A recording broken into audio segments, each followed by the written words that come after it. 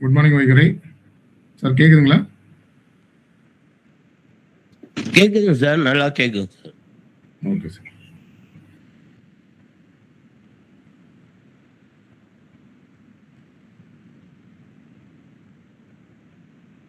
Good morning வைகரை. இந்த உலகத்தில் விலை மதிப்பற்றவை இரண்டு. ஒன்று உயிர், மற்றொன்று சுதந்திரம். உயிரை இழந்தாலும் மீண்டும் பரிணமிக்கலாம் இந்த பிரபஞ்சத்தில். ஆனால் சுதந்திரத்தை இழந்த நாடு தலைமுறைகளே இழக்கும். வைகரை சங்கமம் 38ஆம் நாள் இன்று. அறிமுகம் மற்றும் வரவேற்புரை. தலைப்பு இந்திய சுதந்திரம். இந்த வைகரையில் இருப்பவர்கள் அனைவரும் எழுந்து நிற்க வேண்டிய அவசியமில்லை. ஆனால் உங்கள் இதயம் மட்டும் விழித்து நிற்கட்டும். ஏனென்றால் நாம் இன்று சுதந்திர காற்றை சுவாசிக்கிறோம்.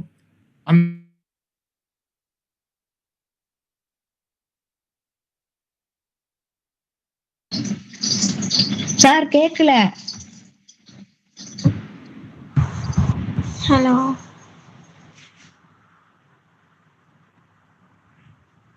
பெருமை. ஆனால் அதன் பின்னால் எத்தனை லட்சம் உயிர்கள் இருக்கின்றன? அதற்கு பதில் வரலாற்றுக்கே தெரியாது. ஒரு மரம் சுதந்திரமாக வளர வேண்டும், பறவை சுதந்திரமாக பறக்க வேண்டும், ஒரு நதி சுதந்திரமாக ஓட வேண்டும், ஒரு மழலையின் முகத்தில் சுதந்திரமாக சிரிப்பு இருக்க வேண்டும். அதுபோலவே ஒரு தேசமும் சுதந்திரமாக சுவாசிக்க வேண்டும். இஸ்ரோ கூறுகிறது, நிலவிலிருந்து பார்க்கும்போது நாட்டின் எல்லைகள் தெரியாது. ஆனால் இந்தியனின் இதயத்தில் இருந்து பார்க்கும்போது இந்தியா மட்டுமே தெரிகிறது. அதுதான் தேசப்பற்று. சுதந்திரம் என்பது கடந்த காலத்தின் வெற்றி அல்ல, எதிர்கால தலைமுறையின் தேர்வு. கனவு காணும் மாணவர்கள் வேலை தேடுவார்கள், தேசத்தை நேசிக்கும் மாணவர்கள் வரலாறு படைப்பார்கள். நாம் சம்பாதிக்கும் செல்வம் நம் குடும்பத்தை உயர்த்தும், நாம் பாதுகாக்கும் சுதந்திரம் நம் நாட்டையே உயர்த்தும். Freedom acronym. எஃப் ஃபெய்த் நம்பிக்கை, ஆர் ரெஸ்பான்சிபிலிட்டி பொறுப்பு, இ எக்ஸலன்ஸ் சிறப்பு, இ ஈக்குவாலிட்டி சமத்துவம், டி டிசிப்ளின் ஒழுக்கம், ஆர் ஓ ஆப்பர்ச்சுனிட்டி வாய்ப்பு, எம் மிஷன் இந்தியா 2047 வளர்ந்த இந்தியா. சுதந்திரம் என்பது உரிமை மட்டுமல்ல, ஒவ்வொரு தலைமுறையும் அடுத்த தலைமுறைக்கு அளிக்கும் பொறுப்பு. இன்று நம்மிடையே உரையாற்ற வந்திருப்பவர் வயதில் இளமை, கனவில் இமயம், BBA CA முதலாம் ஆண்டு மாணவி from கதிர் கலை மற்றும் அறிவியல் கல்லூரி, கோயம்புத்தூர், ஆர் கலைச்செல்வி அவர்கள். பள்ளி நாட்களில் இருந்தே தமிழ் பேச்சு போட்டிகளில் பரிசுகளை பல வென்றவர். இன்று அரசு போட்டி தேர்வுக்காக அர்ப்பணிப்புடன் தயாராகி வருகிறார். அவரது கனவு அரசு பணியில் சேர வேண்டும்.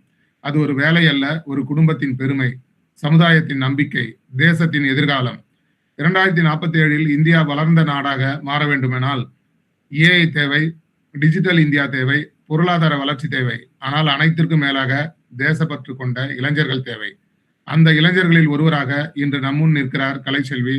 அன்பின் கரவொலியால் நாளைய இந்தியாவின் நிர்வாகியாக, இளைஞர்களின் ஊக்கமாக, தமிழின் பெருமையாக, தேசத்தின் நம்பிக்கையாக திகழவிருக்கும் ஆர் கலைச்செல்வி அவர்களை வைகரை சங்கமத்தின் சார்பாக இதயபூர்வமாக வரவேற்று அவரது எழுச்சிமிக்க உரையை வழங்க அன்போடு அழைக்கிறேன். வாழ்க பாரதம், வளர்க மனிதநேயம், வெல்க தமிழ், உயர்க இளைஞர்கள். ஜெயின். கலைச்செல்வி. நன்றி சார். அன்பிற்குரிய வைகரை சங்கமத்தின் ஒருங்கிணைப்பாளர்கள் மற்றும் அனைவருக்கும் எனது அன்பான காலை வணக்கத்தை தெரிவித்துக் கொள்கிறேன். தமிழ் அன்னையை வணங்கி இன்று நான் பேச உள்ள தலைப்பு இந்திய சுதந்திரம் என்றதை பற்றி பேச விரும்புகிறேன். இன்று நாம் அனுபவிக்கும் இந்த சுதந்திரம் காற்று சாதாரணமாக கிடைத்த ஒன்றல்ல. என்று தனியும் இந்த சுதந்திரம் தாகம், என்று மடியும் எங்கள் அடிமையின் மோகம், என்று அடிமைப்பட்டு கிடந்த பாரத சமூகத்தை நோக்கி மகாகவி பாரதியார் கேட்ட வரிகள் இன்று நாம் நினைத்து பார்க்க வேண்டும். இன்று இந்த தலைப்பில் 3 செய்திகளை விரிவாக பேசப் போகிறேன். முதலாவது, தமிழகத்தின் தியாகிகள், அவர்கள் செய்த தியாகங்கள் என்னவென்று பேசப் போகிறேன். புதிய தலைவர்கள், மாணவர்களுக்கான செய்திகள், இவை 3 தலைப்பில் நான் இன்று பேச விரும்புகிறேன். அதில் முதலில் தமிழகத்தின் தியாகிகள் பற்றி பேசப் போகிறேன்.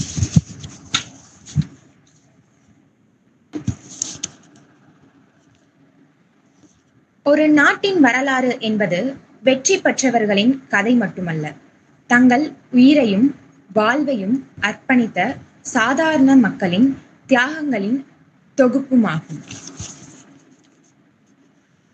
தமிழகத்தின் மண்ணில் பிறந்து தங்கள் உரியையும் செல்வத்தையும் நாட்டிற்காக அர்ப்பணித்த பல தியாகிகள் உள்ளனர்.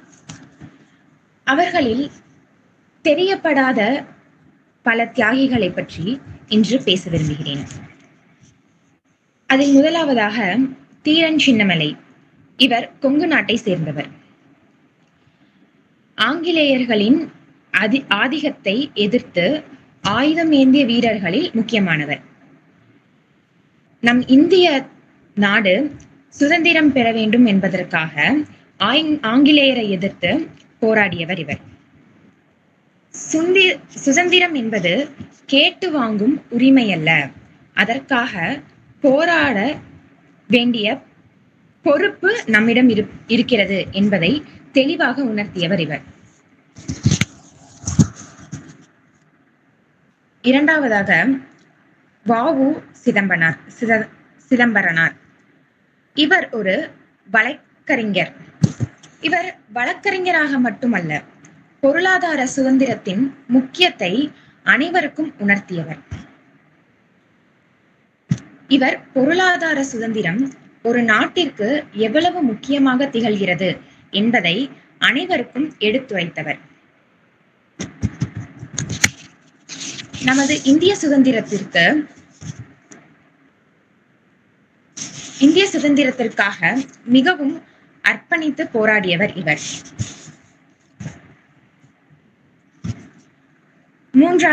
மூன்றாவதாக சுப்பிரமணிய சிவா.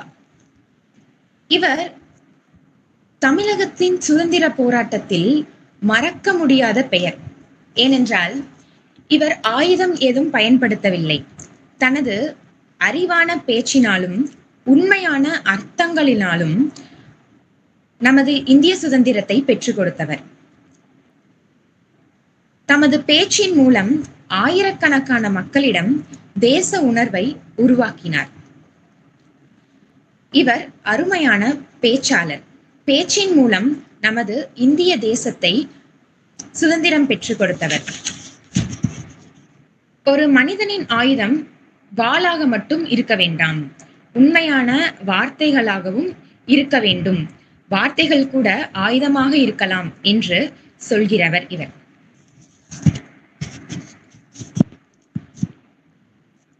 நான்காவதாக அஞ்சலை அம்மாள். ஆங்கிலேயர்களுக்கு எதிரான போராட்டங்களில் பங்கேற்று பலமுறை சிறை சென்றார். பெண்கள் நாட்டுல விடுதலைக்கு போராடி இருக்காங்க, பெண்களுக்கும் சமமான உரிமைகள் இருக்கு அப்படிங்கிறத தெளிவா எடுத்து கூறியது அஞ்சலை அம்மாள் தான். ஒரு நாட்டோட போராட்டத்திற்கு பெண்களுக்கும் சமமான உரிமை இருக்கு அப்படின்னு நிரூபிச்சிருக்காங்க. இவங்க பெண்களுக்கு ஒரு முன்னுதாரணமாக இருக்காங்க.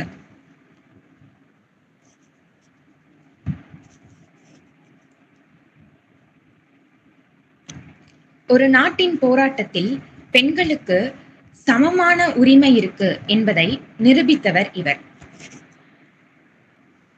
தியாகிகள் மறக்கப்படும் போது வரலாறு பலவீனமாகிறது. தியாகிகள் மறக்கப்படும் போது வரலாறு பலவீனமாகிறது. அவர்களை நினைவு கூறும்போது ஒரு தலைமுறை வலிமை பெறுகிறது என்று கூறியவர். இவர்கள்தான் நம் தமிழ்நாட்டின் தியாகிகள். இவர்களின் தியாகத்தினால் மட்டும்தான் நம் நாடு இன்றும் சுதந்திரமாக இருக்கிறது. கொடியை உயர்த்தியது கைகள் மட்டுமல்ல, தியாகத்தின் இரத்தமும் தான். கொடியை உயர்த்தியது கைகள் மட்டுமல்ல, தியாகத்தின் இரத்தமும் தான்.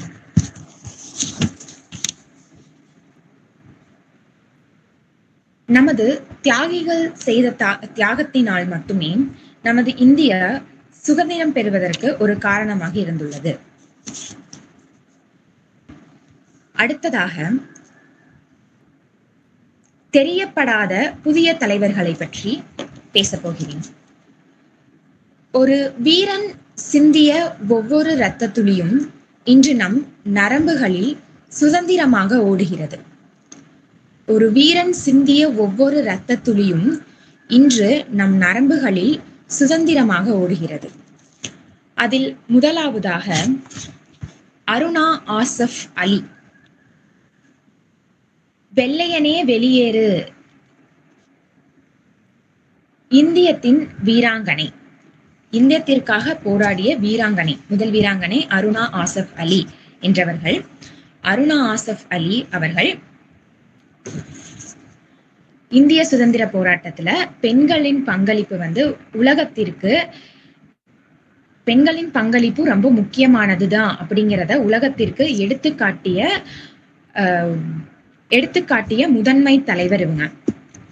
1909 ஜூலை 16 அன்று பிறந்திருக்காங்க. கொஞ்ச நாள் இவங்க ஃபர்ஸ்ட் ஆசிரியராக தான் பணியாற்றியிருக்காங்க. அதுக்கப்புறம் தான் சுதந்திர போராட்டத்திற்கு முழுமையாக ஈடுபட்டு இருக்காங்க.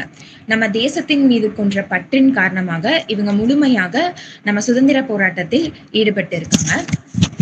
1942 ஆண்டுல வெள்ளையனே வெளியேறு இயக்கம் தொடங்கிய போது முக்கியமான தலைவர்கள் எல்லாம் கைது செய்யப்பட்டார்கள்.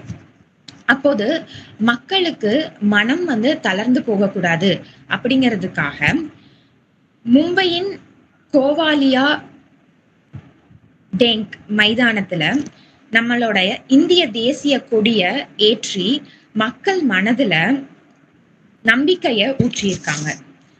அந்த செயல் இந்திய மக்களிடம் மிகப்பெரிய எழுச்சிய ஏற்படுத்தி இருக்கு.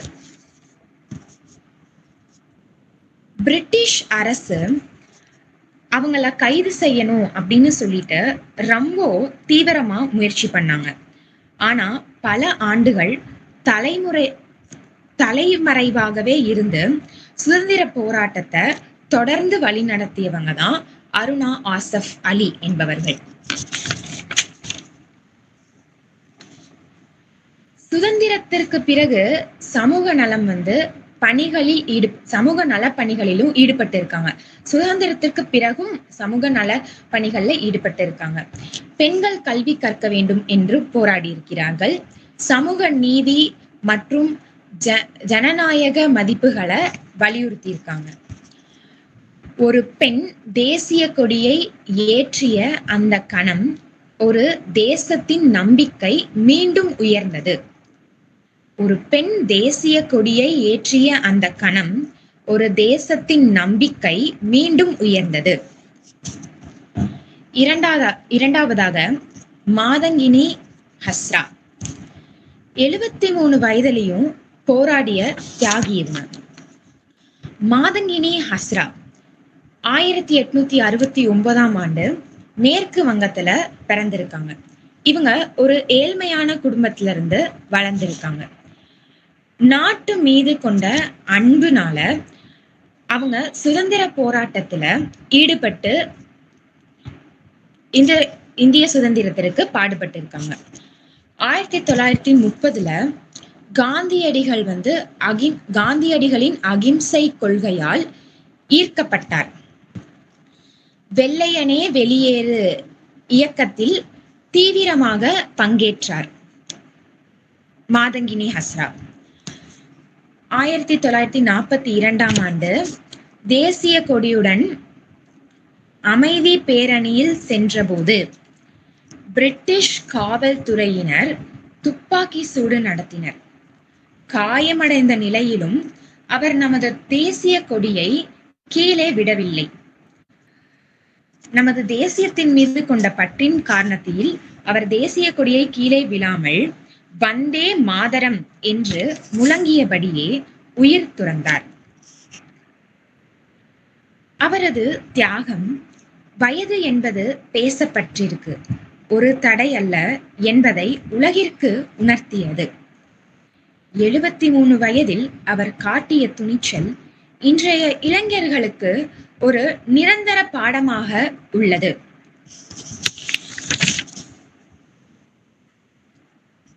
மூன்றாவதாக கனகலதா பருவா, இளமையின் வீர தியாகம்.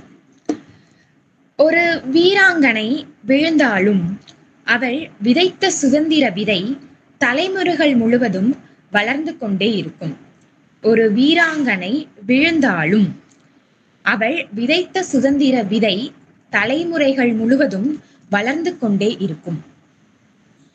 கனகலதா பருவா 1924 அசாமில் பிறந்திருக்கிறார்கள்.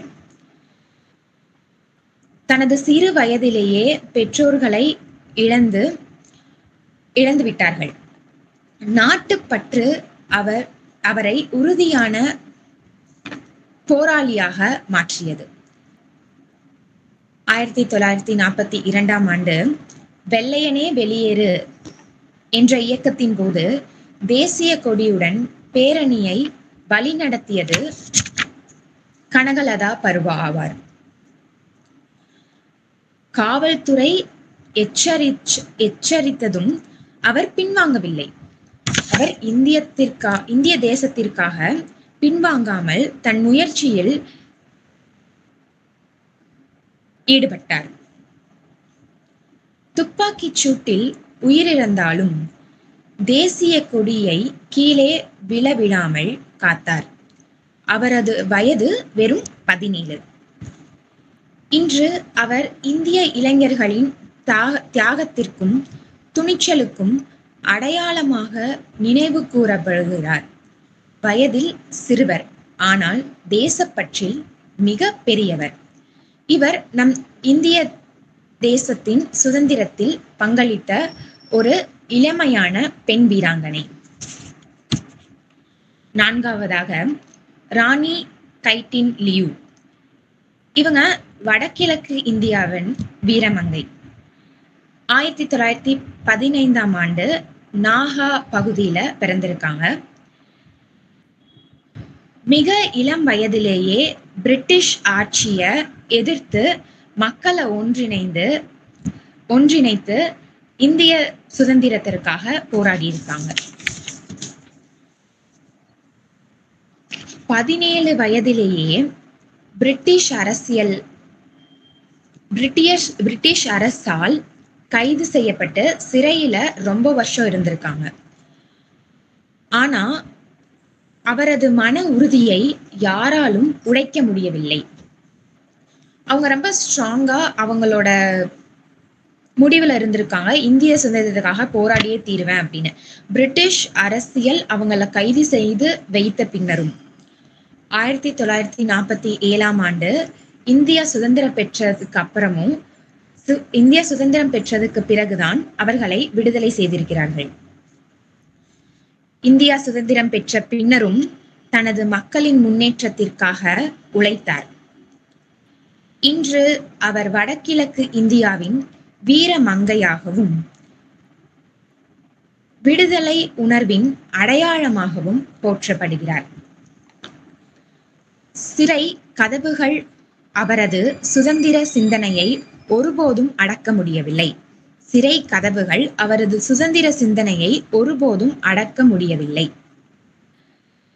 இந்த 4 தலைவர்களும் நமக்கு சொல்லும் செய்தி என்னவென்றால், சுதந்திரம் என்பது சிலரின் தியாகத்தால் கிடைத்தது. அதை அனைவரின் பொறுப்பால் மட்டுமே பாதுகாக்க முடியும். சுதந்திரம் என்பது சிலரின் தியாகத்தால் கிடைத்தது. அதை அனைவரின் பொறுப்பால் மட்டுமே பாதுகாக்க முடியும் என்று இந்த வீரர்கள் பதிவு செய்கிறார்கள். அடுத்ததாக மாணவர்களுக்கான செய்தி. இன்றைய மாணவர்கள் எப்படி நமது இந்திய சுதந்திரத்தை வளர்க்கலாம், காப்பாற்றலாம் என்று செய்தியை சொல்கிறேன்.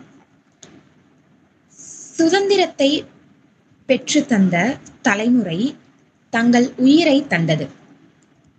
சுதந்திரத்தை பாதுகாக்கும் தலைமுறையாக நாம் நம் பொறுப்பை தர வேண்டும். அந்த பொறுப்பு மாணவர்களின் தோள்களில் தொடங்குகிறது. நாம் இன்று சுதந்திரமான இந்தியாவில் வாழ்கிறோம். இந்த சுதந்திரத்தை நமக்கு அளித்தவர்கள் தங்களுடைய எதிர்காலத்தை பற்றி சிந்திக்கவில்லை. நாட்டுடைய எதிர்காலத்தை பற்றி மட்டும் சிந்தித்து செயல்பட்டிருக்கிறார்கள். இன்று நமக்கு பள்ளிகள் இருக்கு, கல்லூரிகள் இருக்கு, இணைய வசதி இருக்கு, நூலகங்கள் இருக்கு, உலகத்தரம் வாய்ந்த கல்வி கற்கும் வாய்ப்புகளும் இருக்கு. ஆனால் ஒரு நிமிடம் சிந்தித்து பாருங்கள், சுதந்திர போராட்ட வீரர்களின் காலத்தில் இவ்வளவு வசதிகள் இருந்ததா? இல்லை, நிச்சயமாக இவ்வளவு வசதிகள் இல்லை.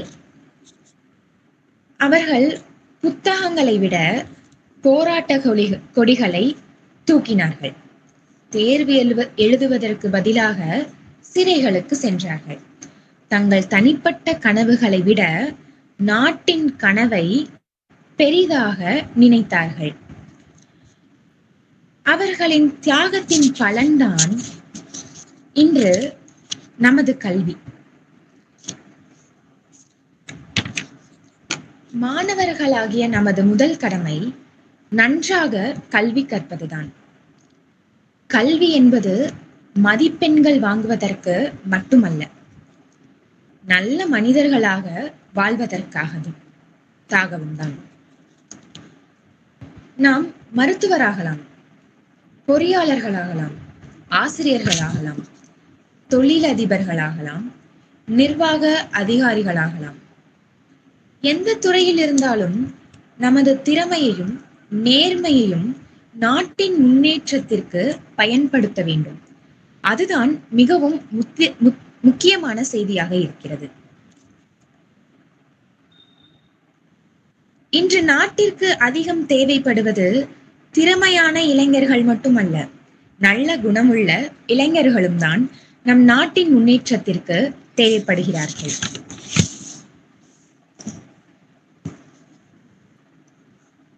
ஒரு மாணவர் தேர்வில் நேர்மையாக எழுதுவது கூட தேசப்பற்றின் ஒரு வடிவம்.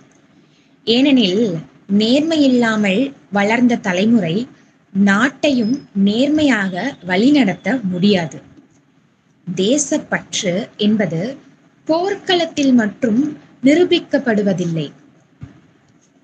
நம்மளுடைய அன்றாட வாழ்க்கையிலும் நம்ம செய்திகளை வெளிப்படுத்துகிறது கூட ஒரு விதமான தேசப்பற்றுதான். சுதந்திரத்தை நமக்காக பெற்று தந்த தலைமுறை வரலாறு படைத்தது. அந்த சுதந்திரத்தை பாதுகாத்து இந்தியாவை உலகின் முன்னணி நாடாக மாற்ற வேண்டிய பொறுப்பு நம் தலைமுறையின் தோள்களில் இருக்கிறது. சுதந்திரம் நமக்கு கிடைத்த பரிசல்ல, முன்னோர்கள் விட்டு சென்ற பொறுப்பு. அதை காக்கும் ஒவ்வொரு நல்ல செயலும் இந்திய தாய்க்கு நாம் செலுத்தும் மரியாதை. சுதந்திரம் நமக்கு கிடைத்த பரிசல்ல, முன்னோர்கள் விட்டு சென்ற பொறுப்பு. அதை காக்கும் ஒவ்வொரு நல்ல செயலும் இந்திய தாய்க்கு நாம் செலுத்தும் மரியாதையாகும்.